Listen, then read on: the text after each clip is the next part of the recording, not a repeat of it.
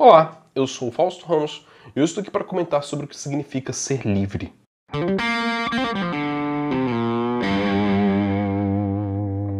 Caso você já conheça o meu trabalho e querem apoiar o meu canal para que eu continue fazendo esse trabalho, vocês podem se tornar apoiadores do Caosofia por meio da campanha do Seja Membro, que tem um botão aqui embaixo, ou por meio da campanha do Padrim, cujo link também está na descrição. Se tornando um apoiador, no mínimo, você garante uma vaga dentro do Clube dos Caósofos, onde nós temos discussões muito interessantes rolando, e também as lives exclusivas que você vai passar a ter acesso para poder assistir e compartilhar o Caosofia desvelado com as pessoas que também são apoiadores do canal.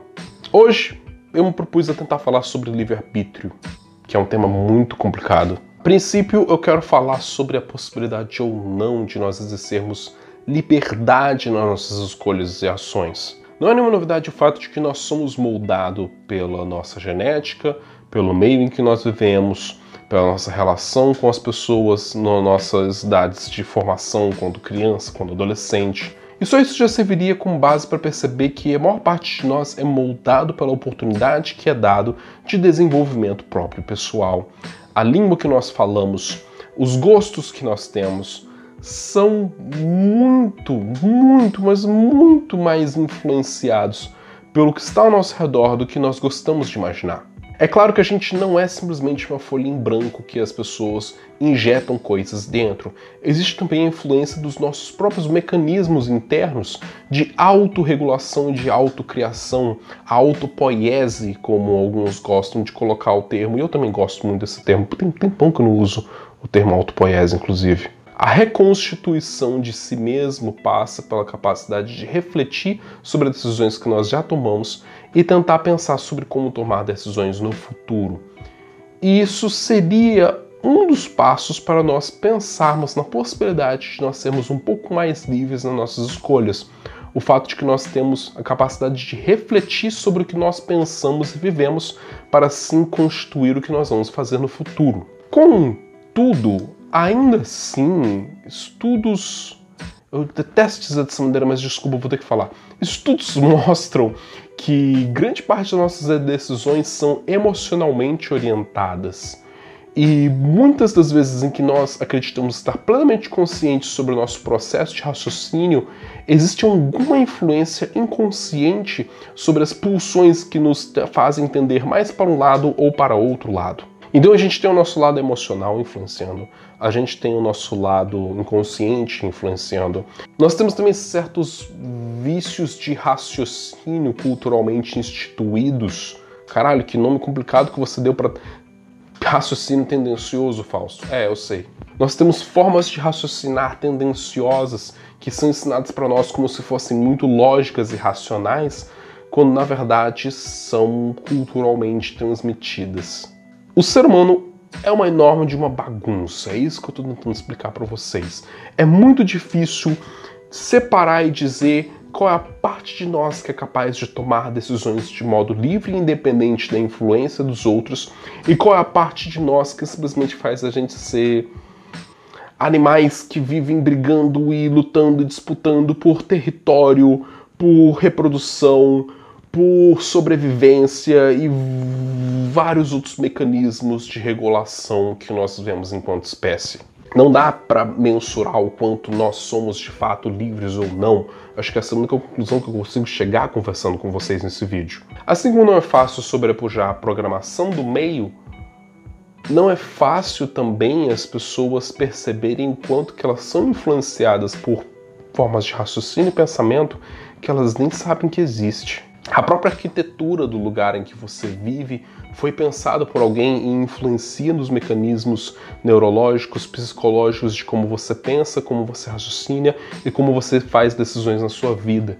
Se eu vivo num quarto onde eu tenho uma cama para só eu poder deitar e dormir, isso já é muito distinto da forma como várias outras pessoas que não têm essa condição vivem. E é muito provável que eu vou fazer determinadas decisões, escolhas na minha vida a respeito do que é mais confortável para mim, sobre quais são os espaços em que eu me sinto mais confortável trabalhando, de acordo com a maneira como eu fui ensinado a viver em casa e nas possibilidades que eu tive reais de outras formas de trabalho ou não.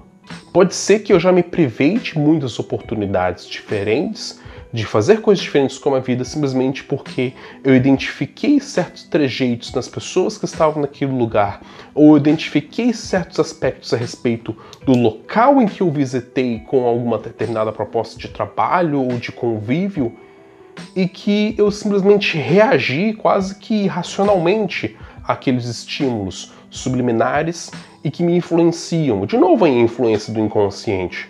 E o fato de eu viver assado ou cozido, o fato de eu raciocinar por meio daqueles raciocínios culturalmente viciados, pode ter influência em pensadores da arquitetura, da arte, da filosofia, caras que morreram há séculos atrás, que eu nem tenho ideia de que eles existiram, mas cujo pensamento se solidificou na forma como a nossa sociedade raciocina sobre si mesma e como a sociedade organiza o seu próprio espaço. Tem muita coisa influenciando a gente o tempo todo sem a gente ter consciência clara a respeito disso. Como é que a gente vai tirar um espaço para dizer que a gente é capaz de decidir por alguma coisa de um jeito totalmente arbitrário, livre e independente? É claro que existem níveis de autonomia que nós podemos adotar a partir do momento que a gente começa a tomar mais consciência sobre aquilo que nos influencia. Uma dessas questões é, por exemplo, o marketing. E o fato do marketing contar com vários gatilhos mentais e principalmente emocionais que, quando eu estudei a respeito, eu falei, cara, 90% da publicidade é uma parada extremamente antiética. É contar com a capacidade das pessoas de não raciocinarem por 2 segundos antes de tomar uma decisão de compra. E sabe o que é o pior? Essas estratégias existem, elas funcionam. Elas funcionam porque a maioria de nós está adormecido sobre o fato de que está sendo regularmente manipulado, e o fato dessas pessoas caírem na manipulação uma vez torna mais propensa de cair 2 vezes, 3 vezes, e 10 vezes, e 20 vezes, e a vida inteira. Eu acredito que é possível sim se tornar um pouco mais livre e autônomo a partir da capacidade de entender aquilo que te influencia e escolher como ser influenciado. Pessoalmente, as pessoas que eu tenho como influência para o meu trabalho, eu tenho elas como algo que é descaradamente declarado dentro de mim. Eu falo fulano e fulano e fulano, essas pessoas, eu estou me aproximando da maneira delas de pensar e eu me permito ser influenciado e transformado por elas. Autonomia não significa absoluta independência das outras pessoas. E isso vai me levar ao assunto que eu realmente queria conversar nesse vídeo. O fato de eu entender que eu não penso sozinho, eu não penso por mim mesmo, e que as minhas decisões influenciam as pessoas que estão ao meu redor, me torna mais consciente sobre a impossibilidade de eu não interferir naquilo que as pessoas chamam de livre-arbítrio. Ah, porque você não pode influenciar no livre-arbítrio da outra pessoa. Ah, porque você não pode tomar uma decisão que vai interferir no livre-arbítrio de outra pessoa. Ah, porque você não pode fazer X e assado e pipipi, popopó, pupupu. Olha, eu acho a discussão sobre consentimento extremamente válida. De fato, existem muitas coisas que nós dependemos de ter clareza e consciência sobre o consentimento dos outros para poder fazer, principalmente coisas que são extremamente invasivas em relação à vida do outro e em relação ao corpo do outro. Eu pessoalmente detesto que alguém faça uma decisão significativa em meu nome. Decida algo por mim. Decida se eu vou tomar um remédio A ou um remédio B. Decida se eu vou comer um bolo ou um salgado. Cara, isso é muito meu. Não mexe no que é meu. Eu diria para vocês não terem a ilusão de acreditar que vocês são capazes de tomar decisões da sua vida que dizem exclusivamente a seu respeito. Se você decide mudar de cidade, eu entendo que essa mudança, essa decisão é extremamente mais significativa para a sua pessoa, mas isso com certeza vai influenciar o meio onde você vive, a sua família, as pessoas que vão sentir sua falta, as pessoas que não vão ter você para contar para alguma coisa. E o espaço onde você vai se deslocar também vai ser influenciado e afetado pela sua presença nele. Então, beleza, a escolha é sua. E você não precisa ficar tentando se aliviar e dizendo que a vida é minha, eu faço o que eu quero. É necessário tomar, sim, responsabilidade também pela forma como a nossa vida está amalgamada com a vida das outras pessoas.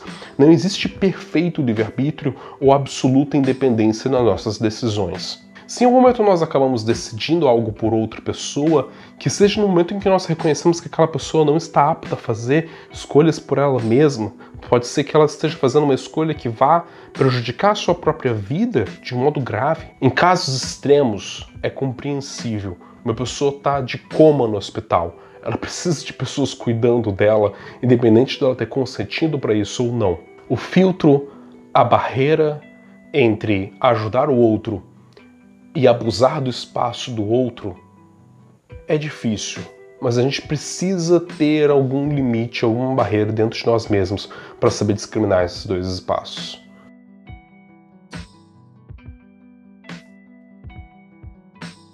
Caso vocês queiram se atender comigo para conversar sobre onde você quer determinar o limite da sua relação com outra pessoa, eu tenho um formulário aqui embaixo na descrição. Caso vocês queiram aprender sobre outros conteúdos comigo, eu também vou deixar alguns links de alguns trabalhos e alguns cursos meus aqui embaixo. Para mais considerações confusas sobre a natureza da nossa vida, mantenham-se antenados com Causofia e até por acaso.